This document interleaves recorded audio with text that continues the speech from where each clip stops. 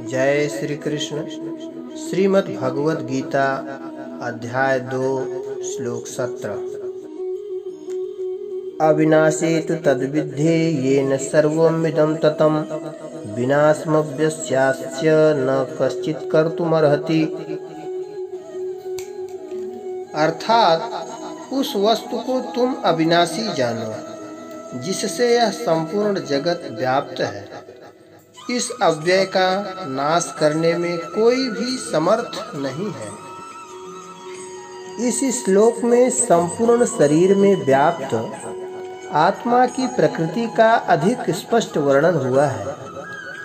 सभी लोग समझते हैं कि जो सारे शरीर में व्याप्त है वह चेतना है। प्रत्येक व्यक्ति को शरीर में किसी अंश या पूरे भाग में सुख दुख का अनुभव होता है, किंतु चेतना की यह व्याप्ति किसी के शरीर तक ही सीमित रहती है। एक शरीर के सुख तथा दुख का बोध दूसरे शरीर को नहीं हो पाता। फलतः प्रत्येक शरीर में व्यष्टि आत्मा है और इस आत्मा की उपस्थिति का लक्षण व्यष्टि चेतना द्वारा परिलक्षित होता है। इस आत्मा को बाल के अग्रभाग के 10,000वें भाग के तुल्य बताया जाता है। श्वेताश्वतरोपनिषद में इसकी पुष्टि हुई है। आया है बालाग्र शतभागस्य शतधा कल्पितस्य च भागो जीवः स विज्ञेयः स चानन्त्याय कल्पते। अर्थात यदि शरीर के अग्रभाग को 100 भागों में विभाजित किया जाए और फिर इनमें से प्रत्येक भाग को 100 भागों में विभाजित किया जाए तो इस तरह के प्रत्येक भाग की माप आत्मा की परिमाप है। मुंडकोपनिषद में भी आया है कि आत्मा आकार में परमाणु तुल्य है, जिसे पूर्ण बुद्धि के द्वारा जाना जा सकता है। यह अणु आत्मा 5 प्रकार के प्राणों में तैर रहा है। यह हृदय के भीतर स्थित है और देहधारी जीव के पूरे शरीर में अपने प्रभाव का विस्तार करता है। जब आत्मा को 5 वायुओं के कलमश से शुद्ध कर लिया जाता है तो इसका आध्यात्मिक प्रभाव प्रकट होता है। हठ योग का प्रयोजन विविध आसनों द्वारा उन 5 प्रकार के प्राणों को नियंत्रित करना है जो आत्मा को घेरे हुए हैं।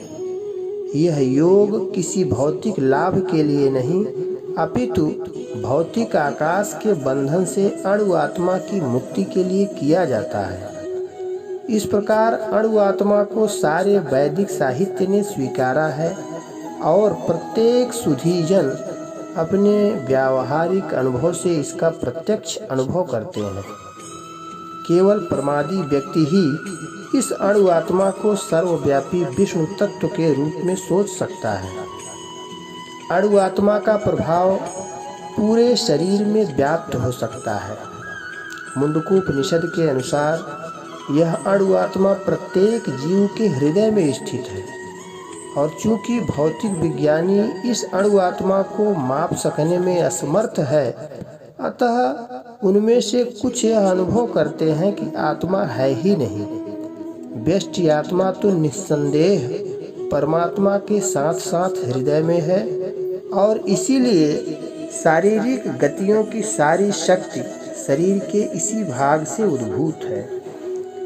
जो लाल रक्त कण फेफड़ों से ऑक्सीजन ले जाते हैं वे आत्मा से ही शक्ति प्राप्त करते हैं। अतः जब आत्मा इस स्थान से निकल जाती है तो रक्तोत्पादक संलयन बंद हो जाता है। औषध विज्ञान लाल रक्त कणों की महत्ता को तो स्वीकार करता है, किंतु वह यह निश्चित नहीं कर पाता कि शक्ति का स्रोत आत्मा है।